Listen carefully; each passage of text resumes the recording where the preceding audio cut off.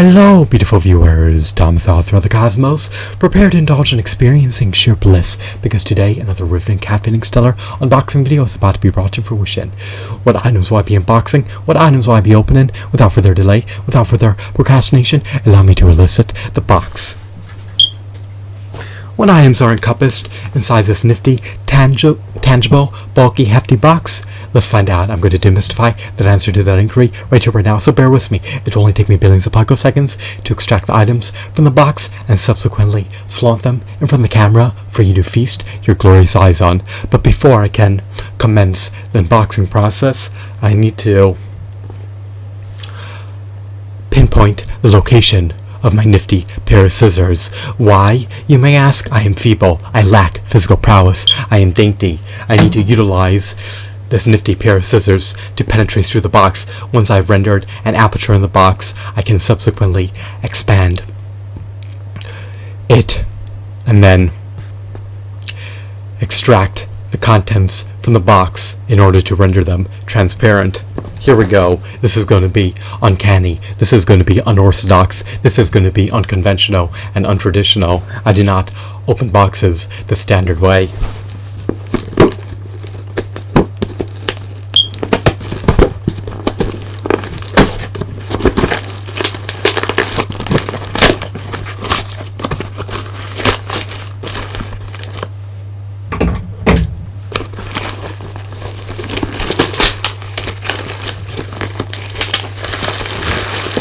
Now, I presume that the box contains a multitude of items. Could I be wrong? Perhaps. Does it only engulf one item? Perhaps. It's an enigma whether or not it contains a myriad of items or one item. Or perhaps none, as the seller defrauded me. Let's find out what transpired.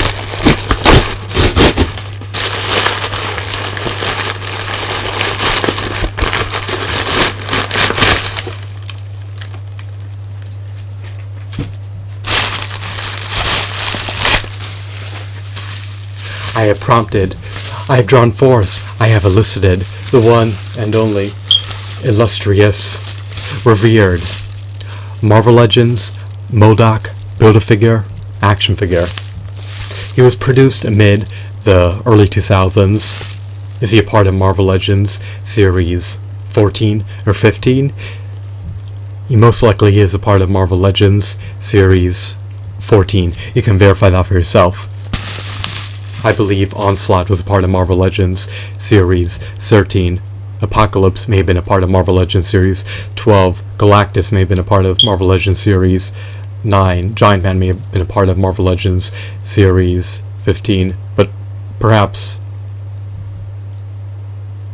MODOK was alternatively a part of Marvel Legends Series 14. Or maybe not. Maybe it was a part of Marvel Legends Series 11. I'm unsure. You can verify all this for yourself. Just Google Marvel Legends and confirm the release dates. I used to possess MODOK. I had his appendages, I had his limbs. However, I never had him assembled. I held all the body parts. I had the action figures as a part of the series, mint on card. They were unscathed, they were unopened, they were in pristine condition, they were in mint condition, they were flawless, they were not marred with scratches and scuffs. Their appearances were not disconfigured. The integrity of those figurines was not compromised.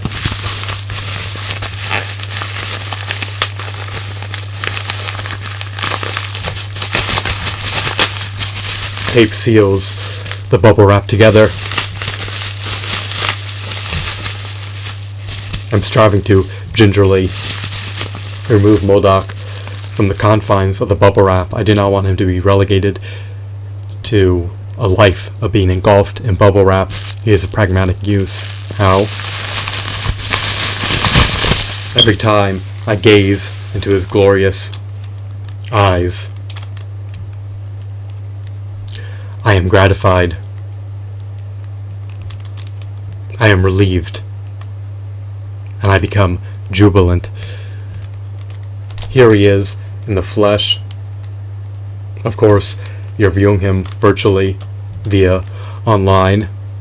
He's quite a stellar figurine. I love his shadings, I love his aesthetics, I love his hues. His hues contrast well with one another. I love his textures. He has ample points of articulation.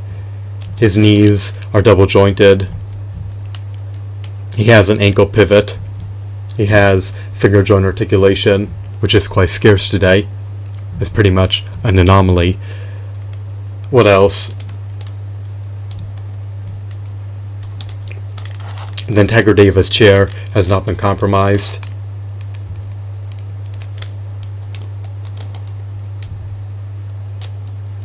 I love the fact that he's stationed on his chair. He can ram into enemies by utilizing his chair. Behold the legendary, notorious, infamous MODOK. Is he illustrious? He's illustrious amongst the forces of evil. I love his menacing appearance. Is he coercive? Is he sadistic? Is he malicious? Is he extortive? Who knows? That's an enigma.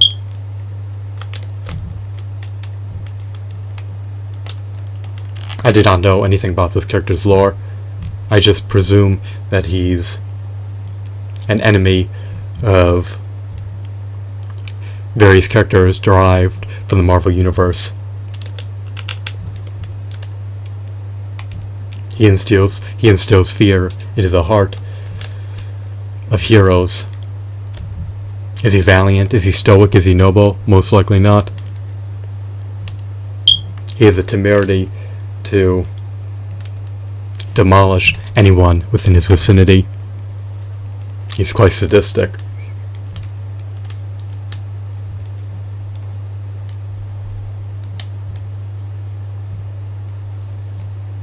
His base is hollow on the bottom.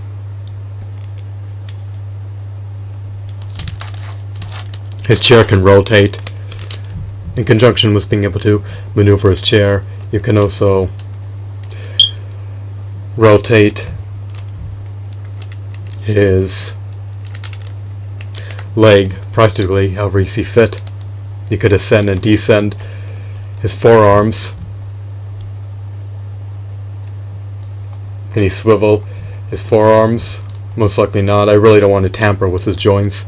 I do not want them to become loose. They're relatively sturdy at the moment. I used to own MODOK in the past, unopened.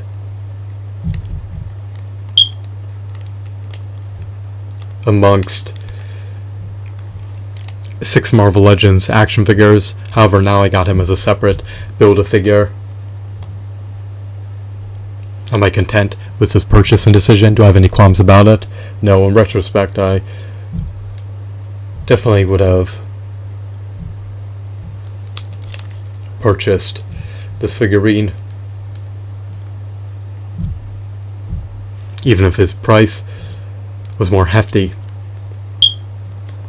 When I initially owned him, I didn't open him, and I was unable to retain my action figure collection. What befalled upon me? I had to relinquish my prodigious action figure collection due to not being able to afford a storage unit to house my action figures in. Those are the repercussions of lack in financial stability and being homeless.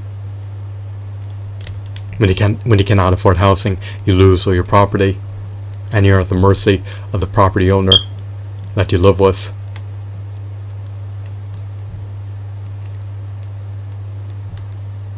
I've availed myself of the opportunity to reacquire MODOK. At the moment, I'm a full-time doctoral student, but hopefully in the future I'll be able to finance a mortgage for a 1-bedroom condo post-graduating with a DBA in marketing. Unfortunately, as a full-time doctoral student, you forgo the opportunity to work full-time when your schedule is consumed with schoolwork. Those are the ramifications of being a full-time doctoral student.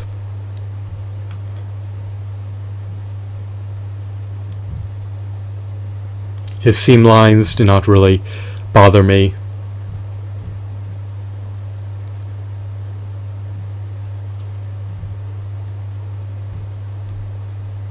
The scratches on his face are relatively minuscule. He's just an exquisite, remarkable, extraordinary figurine. I love MODOK. He was produced by Toy Biz. Unfortunately, Toy Biz has become defunct. I filed for bankruptcy nearly a decade ago.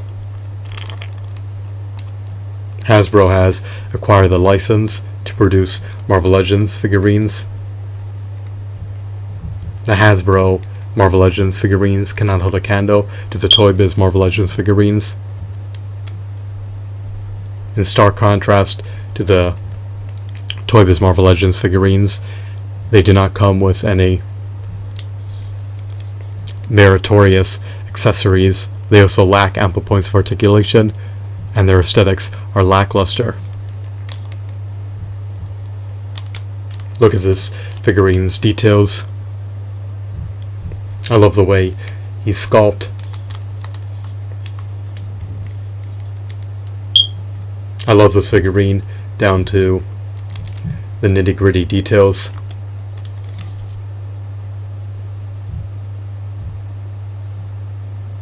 Look at his facial wrinkles, his menacing look, and his clenched teeth. They just emulate MODOK's appearance.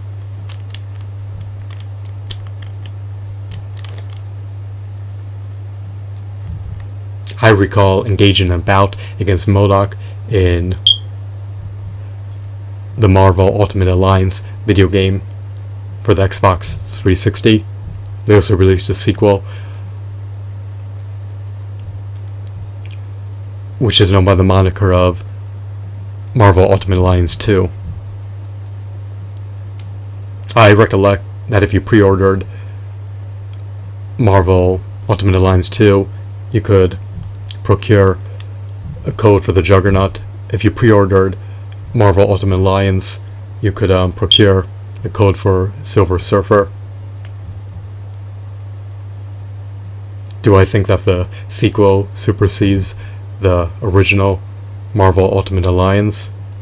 I do not know. I didn't play the sequel until the end. I prefer the first one. It's compatible with Xbox Live. The co-op experience is extraordinary.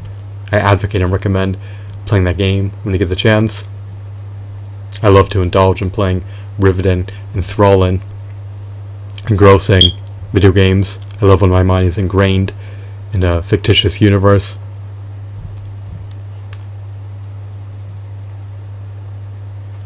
I'll flaunt this figurine on my shelf.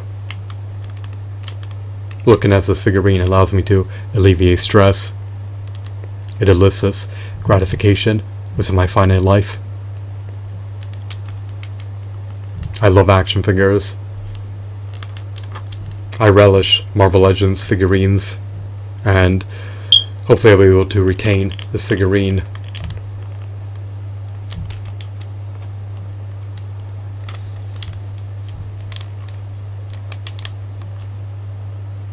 Perpetually. Once again, here's MODOK.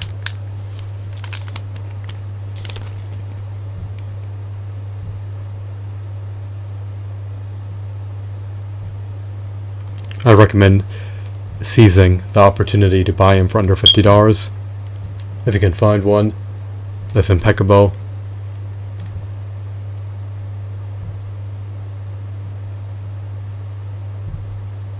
That's immaculate.